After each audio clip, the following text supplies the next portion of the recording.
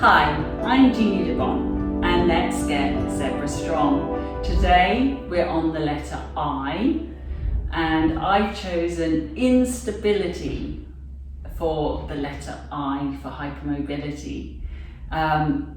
Instability can be a huge problem. Obviously joint instability, subluxations, joint pain and strains can be a huge problem.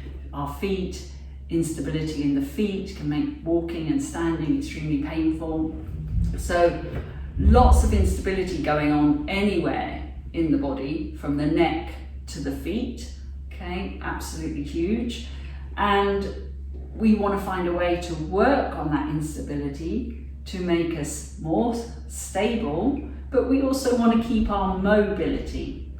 So it's not that we go from one extreme right to the other of being totally rigid. You still need mobility, but we need it with control, okay? So I often use tools like the squidgy Pilates ball, this is a Pilates over ball. So it's a smallish size ball. I often use things like this to help my clients work on their instability as a way of getting their stability. So if you've got one of these, or a sit fit, or something a little bit wobbly, we're going to actually put it under our pelvis. So we're going to go and lie down. Now people think, why on earth would I want to make myself more unstable when I've already got hypermobility? That's crazy. But actually, introduced at the right time. So when you've done some of your foundational work and you're already understanding gravity and the holding patterns and the breath, you can start to work with instability, because what instability does is it forces those deeper postural muscles to start working. So we know that there are muscles that will take over and be dominant and then start overworking, and the deeper postural muscles get kind of left behind and they don't do their job as effectively. But adding a little bit of instability kind of forces those deeper postural muscles to take part. So grab your ball or your sit fit or whatever you're going to use, lift up your pelvis a little bit and slide it under the sacrum. So you don't want it in your lower back, you don't want it in your thighs, you want it in your sacrum. Okay, obviously the more inflated the ball, the harder this is going to be. So if you're starting out, take the air out of the ball, make it very flat so that you've got more stability to begin with.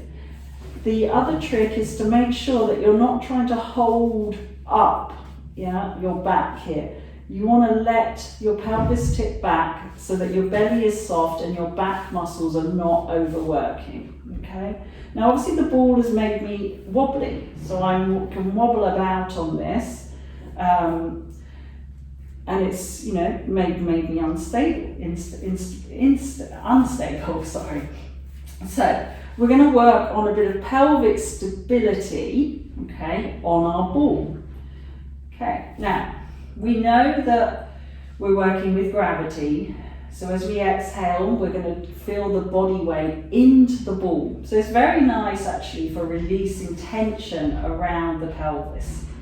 So you can take a few breaths and let your pelvis sink into the ball. Try and feel the weight of the pelvis dropping into the ball. Because the heavier you feel now, the more stable you're going to be when we start to lift up one leg.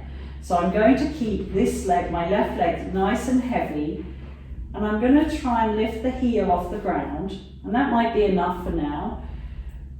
And eventually we're going to try and lift the leg up. Now what's going to happen is, if I'm not stable, I'm going to lift this leg up and the pelvis is going to tip and I'm going to feel very unstable and I'm potentially falling off the ball. So we've got to really focus on the leg that's not moving, keeping that heavy, so that we can lift the other leg up without it collapsing and dropping, okay? So keeping weight in the other leg, back to that idea of gravity that we had earlier in this series, that's going to help you with your stability.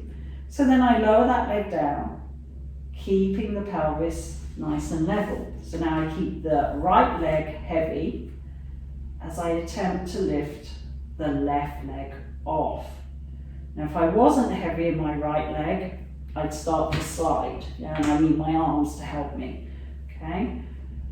So the heavier you can get your pelvis, the more stable you're going to be. Okay, you can go really slow. In fact, the slower you go, the better, okay? Because you'll really start to sense the control and the stability in the pelvis and in the hip joints. Obviously, we're going to keep breathing. We're going to keep dropping into the pelvis, using gravity to help us. One thing, try not to let, as you lift the leg up, try not to let it totally fall into you, because your ball's going to slip and your back's going to collapse. And again, you're not working here, you're just collapsed into the hip joint. So keep it at a nice right angle, okay? And then just come back to center and just check that you feel your pelvis is nice and balanced. Now, you're going to walk your feet and knees together.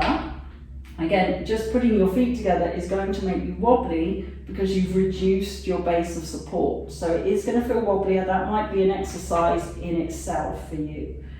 Now, can you keep the pelvis nice and heavy as you take one leg out to the side? Now, this is a little bit challenging for our lateral side, because as I go, if I go too far because I've got hypermobile hips, I could potentially just fall off the ball. Okay, so that's no good.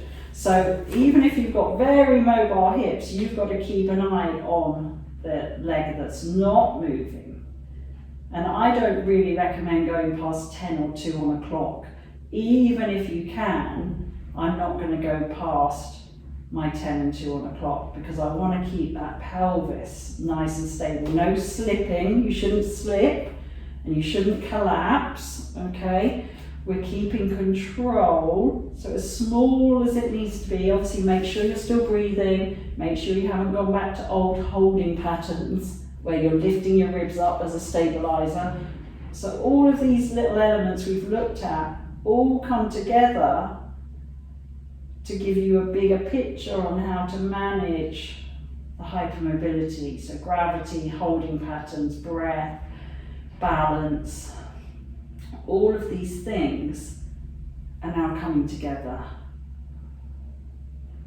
That's it. And of course we then have an integrated whole. So there's another I for hypermobility, is that we want an integrated unit. We don't want individual body parts. And you know, my movement method is called the integral movement method for that reason, is that everything is integrated so that we're moving as one, not just focusing on individual elements. We've got to bring all this stuff together to get healthy, pain-free movement. So I hope you enjoyed working with some instability in an integrated way today. Thank you for watching, and until next time, stay zebra strong.